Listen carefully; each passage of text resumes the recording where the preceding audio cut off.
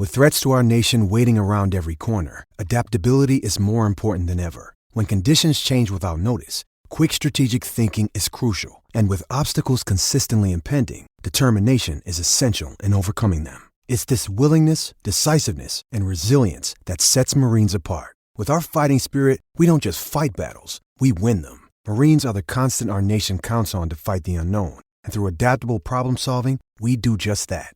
Learn more at marines.com.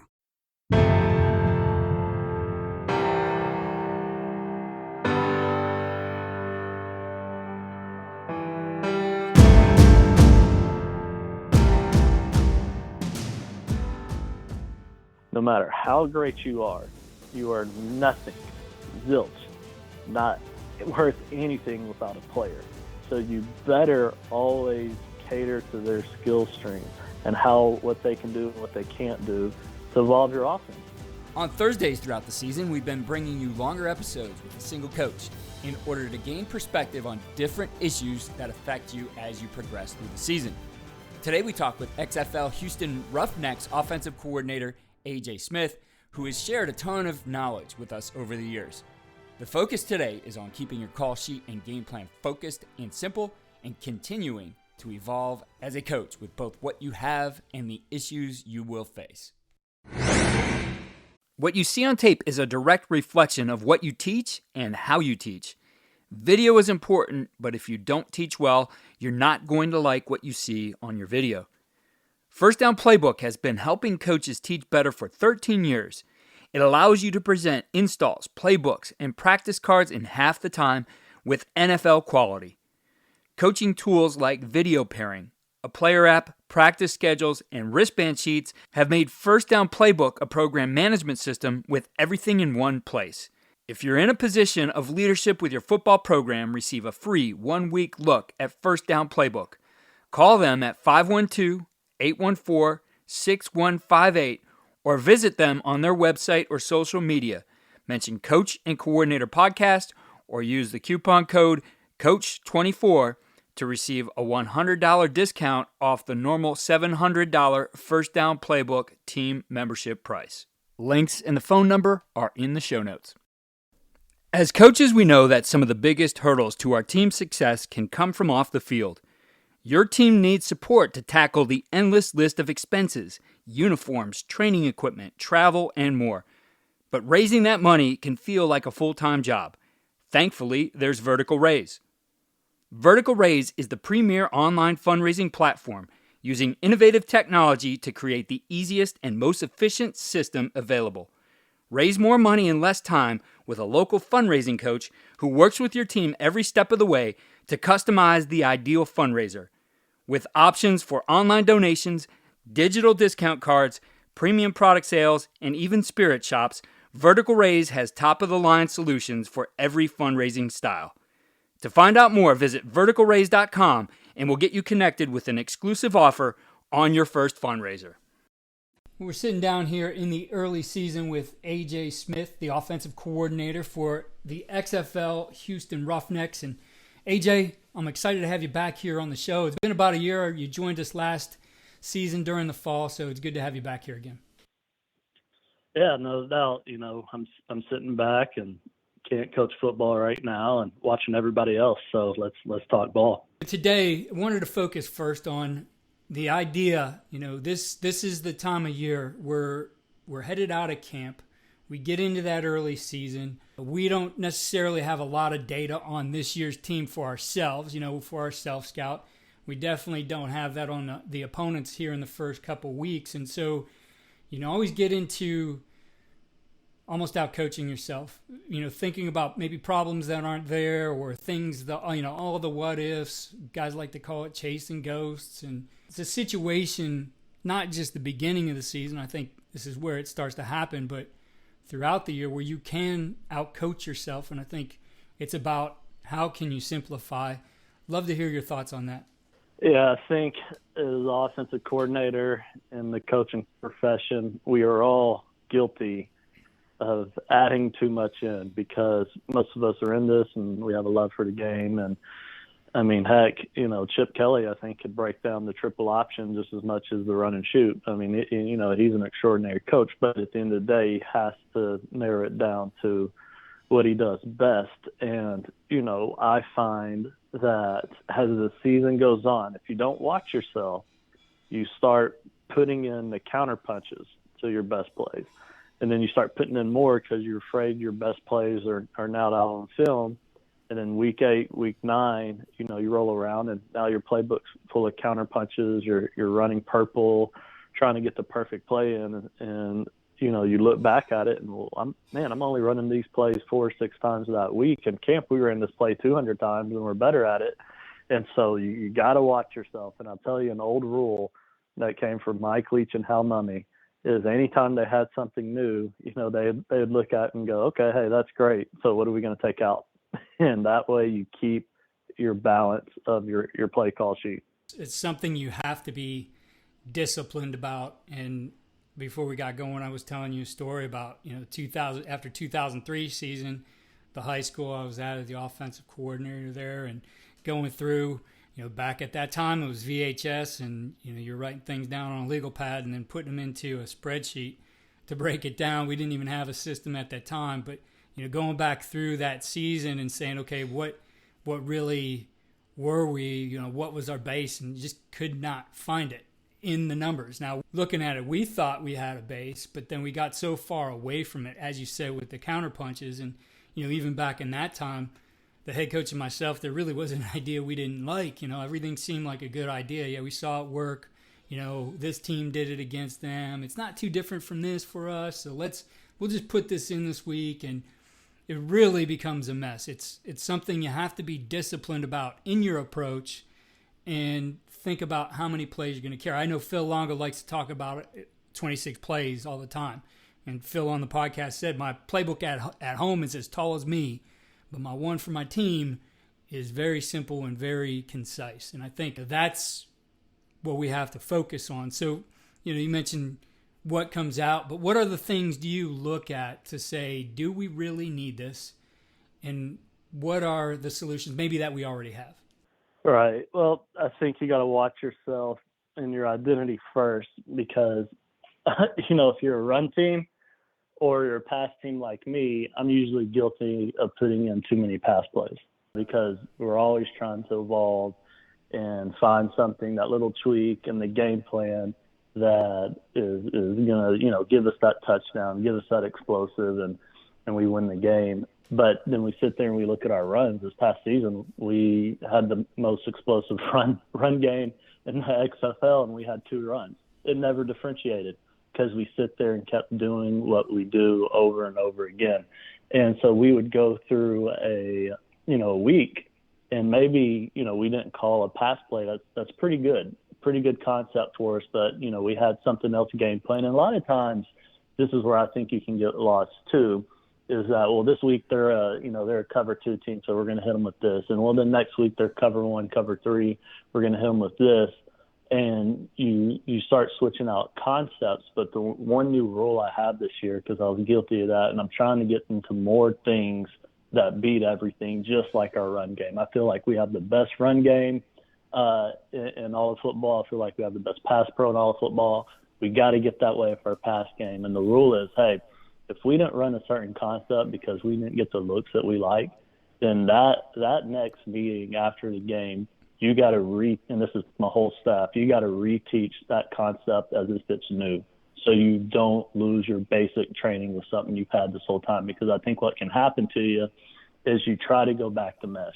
You try to go back to 6, and maybe you didn't run it too much the last game. You're running a lot of cell, quick game, snag, whatever it was that, you wanted to hang your hat and you had game planned in.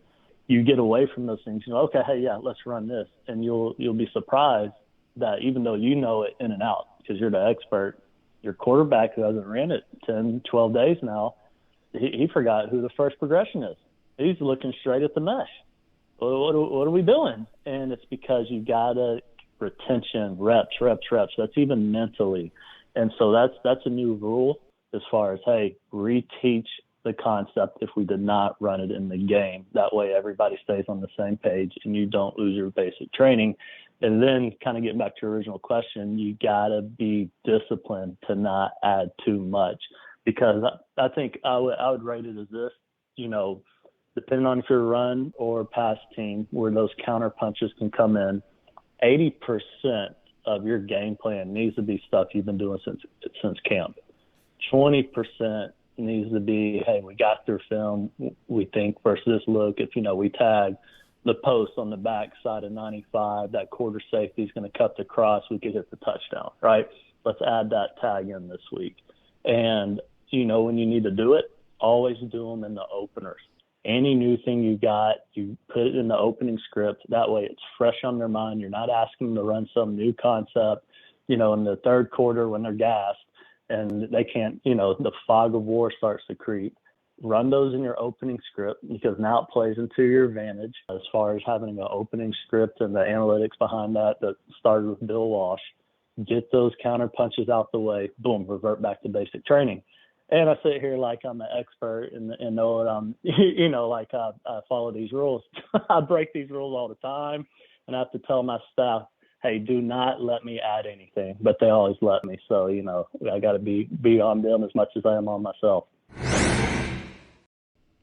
Well, I think it's a really good point there to put those in openers. And I know as a play caller, if I didn't call those things early, it was just, the players get maybe the mental fatigue as the game goes on, but you as a coach, you're into the rhythm of what you always call. So now if something in the third quarter, you're looking at your sheet, you're not always all of a sudden going to say, oh yeah, we got this new play that we put in, and you're calling it there. Like, I found more often than not, if I didn't get those called early, if I didn't put those in openers, they probably weren't going to get called. And then what's the point of taking all those reps in practice away from what you do best? Guilty. And early on in my career, world's worst at putting something in at practice, not calling it in the game because I was scared we're going to mess it up. And it always was past openers, right? So I found if you put it in openers, that kind of helped. But another thing I've started to do, especially like in our league, we have to go for extra points every touchdown. I hate it more than anything. Our 2 is from the 5-yard line. Our 1 is from the 2.5. It's a 33% chance conversion rate, 1, 2, or 3. I have to deal with it, right? So I've gotten a whole lot of plays, goal line plays, 10-and-in plays from this experience. But what we started to do that I helped with our conversion rate, that if you can have the foresight to look 2, even 3 weeks in advance, hey, introduce, I'll give you an example. We were going to run a bunch screen for a 1-point play, so it's 2.5, considered goal line on your script. In the X, so it's bunch left, and the X was going to start 10 yards out, and he was going to motion in, and we're going to call for it while he's on the motion, catch it, boom, pop, throw it to him. Other 2 guys are blocking their guys forward. He falls behind him, and the guy playing X man-to-man can't make the play because he's worried about him running a route. It happens so fast. So I introduced that 3 weeks in advance. And so we ran it one time in practice, boom, we made it, good play. Well, I didn't call it the next game. I was just introducing that concept so it's not going to be so brand new when we run it. Next week, we do it, boom, got it in practice. All right, so I held on this play for 4 weeks, because now here comes the third week, extra points. Our all XFL DB was tired of seeing the play because it was a big tell. He knew it was coming. We're in practice. Boom, he picks it off, and we're like, thanks. Okay, we know you know the play, right? And everyone just kind of laughed. But it's like, okay, now everyone kind of knows this play. It's not so fresh. And then that game, or it was that third week, we go into that game, boom, we complete it. And it was a counter punch, but we sat there and got the appropriate amount of reps through time without just throwing something in. And we actually had confidence of doing it, because I think just as important as reps are important, the amount of time of reps throughout a period of time gains confidence too. If I broke down mesh to you in one day for 5 hours, but let's say I take you and now we spend 2 weeks talking about mesh for 10, 15 minutes a day, your 2 weeks is going to feel a lot more confidence than that 1 hour. You're going to forget, whatever it is, 80% of what you hear and whatever you write down. So there's ways of going about this to where, maybe you can help that out a little bit as far as how you introduce it to your team. Yeah, I had an older coach who I work with at Bowman Wallace told me, it's about the cumulative effect of your reps. I think that's important as we're talking about all these different counter punches or these one-offs you can put in. I think talking with Matt Drinkall, Army's co-OC this past summer, he said it too, is when you go through your self-scout and you go through at the end of the year, if you go through and things are called 1, 2, 3 times and not a high percentage of the time, throw them out and make sure they don't get back in again because you stole reps from something else that, did that play really win you a game? I mean, there's going to be games where you may need something to problem solve an issue. Not saying this is always an absolute, but that one-off you did this week, is it going to apply the next week? Are you going to ever use that again? And is that going to be the most effective? Are you better off, finding a tag within what you do that makes sense to layer it on top of something that you're already getting reps in and you just maybe change one guy or one assignment and there's a specific reason for it, right? And hey, everything looks good today. We have so much information. We get it all, 15 seconds at a time on Twitter or whatever social media platform you're on. And there's nothing that looks bad because you're only getting the good things. You're not seeing all the problems. You're not getting the coaching points. And we get caught in this trap like, oh yeah, I get that. I can do that. We could put it in. But are you executing it enough in practice? Are you getting those cumulative reps over the weeks? I think that's a really important part of this. Yeah, it reminds me of something you talked about, seeing something on Twitter and try to replicate it. You got to have substance when you learn something, and you got to be able to see it in all the looks. But there was this play that Baylor ran when Art Browse was there, and it's floated around Twitter, and I think it was against TCU, and they had trips left. They run kind of power sweep to the receiver coming in motion, and then the receiver catches it, and then he speed options off there wasn't even a backer. It's about breaking my point before I tell you, but and boom, it's off for 20 yards. Everyone's like, wow, what a great play. That's such a great play. Well, we bring it over to pro football, and now all of a sudden, I'm starting to realize after it didn't work the first 4 times, I looked at it and I turned away. And I said, yeah, I'm throwing that play out. And he's like, yeah, you should. And I said, well, in that clip I saw on Twitter, there was no flat defender. And so the still lever guy on the mic, it looks like he's exposed. Well, if you put an extra guy there, they have one for the pitch and they have one for the quarterback. And so you start just putting stuff in because it looks good. But sometimes defenses are just bad and the offensive play just looks good and they're not lined up right. And it's not the play, it's just how bad the defense is. And you're wasting a play that looks cute and that's going around Twitter when it's not going to work versus the defenses you're going to see. Definitely. Well, to shift gears a little bit and put the focus on the coach, we always talk about building an identity. But I think what starts to come through as you do this more and more and more is that you have a style as a coach. And it's been fun watching yours over the years. I can't remember the first year I met you. I remember it as AFCA, and you were showing me, all your VAR system and started that relationship there. But it's been neat to follow you over time at multiple levels, at every level, high school, college, and pro, and see the influences you have. I mean, you have an incredible list of influences, yet at the same time, you have evolved and it's become your style. What is that process like? Because that doesn't happen overnight. That's something that you build over the years. But what was that process like for you to get, and it's not done. You're going to continue to evolve and build on your own style, but really to get things to where this is what AJ Smith does.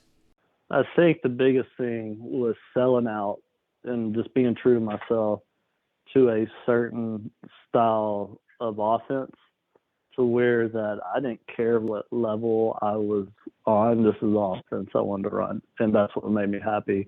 I chased jobs for about a 4-year period, and it was just a very forgettable 4 years because I wasn't doing what I wanted to do. I was learning things. I was learning what not to do, which is sometimes just as important, but I wasn't growing in the offense I wanted to be, which is a pass to set up the run. I knew from the time I was 19 back in 2008, like and especially growing up, being coached by Doug Peterson's pass happy offense, my heroes were Mike Leach, Hal Mumme, June Jones, John Jenkins. And I just was fortunate enough to be able to go to clinics, reach out to these people, find people that knew those people. And when I got around those guys, I just didn't want a job. I just wanted their knowledge. Like, I'm trying to be like you. And through that process, like you said, it happened overnight. I'm entering this, when it hits 2024, I'm now 17 years in the coaching since 2008. I took everything they did, came up with my own opinion, and now I've mixed, their brands of football into my own and have done some things with it. But the philosophy between all those coaches will always stay the same, which is this is a pass to set up the run offense. So within that, then there's all kinds of variations, and you deal with the players that you have, their strengths, weaknesses, obviously accounting for some of those opponents' strengths and weaknesses too. And so from year to year, how do you evolve within your style, staying true to it, but still build to the people you have? And, you're in a situation now in the XFL, we were talking beforehand, there's a lot of turnover, right? The team you have this next year might not look like the team you had last year, and certainly the opponents you play are going to look different as well. So as you get a different group of skill sets, how do you evolve and keep things moving without being, stuck and stubborn? Because there's those coaches who just will pound their chest and say, this is who I am, I'm going to do this, and then, things fall short. You still have to adapt within that. So what's your, thought process for those kinds of things? Well, in my situation, you're fortunate enough to be able to go, not recruit, but to draft the players you want that fit your system. That's not always true for every level. So for our level, I'm looking for guys like, this past season, Brandon Silvers played at Troy with Neil Brown, air raid background, had been with me before, been with Hal in the AAF, perfect fit, cannon for an arm. We went and found other receivers that had played in a similar offense at Hawaii and Washington State, or running back Max Forty, been in the system. So we went and found guys that have been in the system, and they had the skill sets that we wanted, and boom, we're off and running. Because what this offense will do is it will take the best quarterback and make him the best player out on the field. Where certain systems, you can go into a game and they may have the best quarterback, but they're not using them right. He's under center, he's doing this, he's doing that, and they're not really using his talent. And so if our system, you have to have a quarterback for this thing to go. He has to be able to make all the throws, and so we can go and draft those guys. So for my level, it's kind of easier because, this is kind of just football. He can make every throw. We're good. This is what works. Like you said, we have a bunch of brand new players. We got 3 weeks before we're on the air, so let's keep it simple. Boom, we run what we've always do. We're good. When you're at the high school level, that's where you got to stay cutting edge, because if your team, you got the team that you got, and if you go out there and your quarterback can throw it 35 yards, and that's his max throw, you're not going to be making a whole lot of streak and switch calls and ask him to throw it 44 to 46 down the sideline, because he can't, right? So how are you going to take a guy that's accurate with the football but doesn't have the arm and involve your pass game to where you can still set up the run with the pass? And the answer to that is condensed splits, obviously, and you got to get into the Sean McVay and those types of things, which we even do when we can make all the throws, because it allows you to attack more horizontally, but you got to evolve your system. And because no matter how great a coach you are, and I might have said this last time I was with you, no matter how great you are nothing, zilch, not worth anything without a player. So you better always cater to their skill strengths and what they can do and what they can't do to evolve your offense. And you kind of said it a while ago, like that coach had a lot of plays, and then this is the play he brings in. I look at my training camp install every day. I'm like, God, what can I take out? And I have to remind myself, like, hey, you don't know if you have a 6'1" slot receiver yet to run slot fades, because he might be 5'6" or 5'8", and that's not his best route to run versus man. It's actually a corner route off smash. So put both in, figure out who you have, and then just eliminate. And that's how you stay moving with your team and putting your best playbook together. Yeah, I think you bring out some important points in those examples, is that as you build your system, to think about those things. What if, okay, we had that 6'1" guy before and it was all slot fade. Now we got this short guy. Okay, we're going to use corner. We've got that quarterback who is not the strongest arm. All right, we're going to condense our splits. Like, within what you do, you can still have the answers. You don't necessarily need to get away from that. That can still be your style. But what it looks like on the surface might appear different. When in reality, though, you're still running those same concepts. You're coaching what you're doing. Yeah, you might have to learn a little bit more about how do we do things from, compressed sets, or, what is this particular throw like? We haven't done it a lot, but this is the answer to it instead of this play. You can build it all ahead of time, and you have that menu. You have that. I always looked at it as, I've got a continuum of offense, and we can be what we need to be with any particular group of personnel.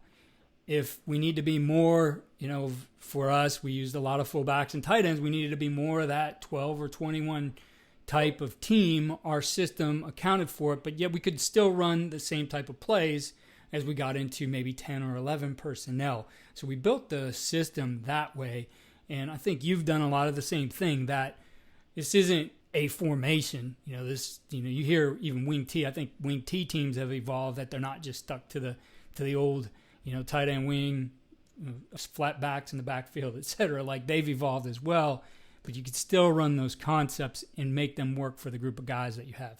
Yeah, this reminds me of I went and spoke at the Louisiana Coaches Convention this summer, and a quote I came up with, and I was going through my journey, kind of like we are. And when I was first an offensive coordinator in 2009, cover 3 was just giving me so much issues. And then I showed them how we went to run and shoot, and we ran this pattern in 2010. And then I showed them it at the college level and how it worked, 5 years later. And I showed them, this past season, that same concept I put in 2010. Oh, here it is, scoring a 40-yard touchdown in the pro football. So from high school football 13 years ago to now, didn't matter the level of football. And the quote was, necessity is the tool for innovation and creation. And when you have players and they can't run the offense you want to run, or there is a defense that is giving you trouble to where you can't, it's making you totally evolve what you're doing, because, dude, they got you figured out. You can't, he's got a guy. It's there. Done. Don't work. That necessity of you trying to score, put what's best for your team out there, that's what leads to innovation and creation, and that's been my story. Definitely. It's been fun to follow, and you're always doing new things to help the game. It's what I like about what you do, that you are about teaching coaches, and the old quote that tide raises all ships, rising tide raises all ships. And, I've seen that from you, and you have another idea you're working on here. And we were talking about, getting those 15-second clips that will look good. And it's not the way we used to learn the game. We used to learn it in a more in-depth way, in more of a first-person point of view instead of a third-person point of view, meaning that you were using your own film, and you're looking to bring that back here. I think it's a great concept. Yeah, so what we're doing, I was one of the founders of the Air Raid certification, which now has right at 150 total members certified. And I, in my off season, I used to, back in the day, 2008, 2010, whenever, we would look at blogs. Blogs had substance and depth of, hey, here's a concept, here's a few clips of it, here's media, and you got 1,000, 2,000 page blog there to sit there and really dissect what you're doing. You could learn from that. And what we found is, where those websites gone, is we found that with Twitter and TikTok, we're living in this age of instant gratification. Okay, teach me mesh. I got 15 seconds. Okay, here's a TikTok. Okay, I got it.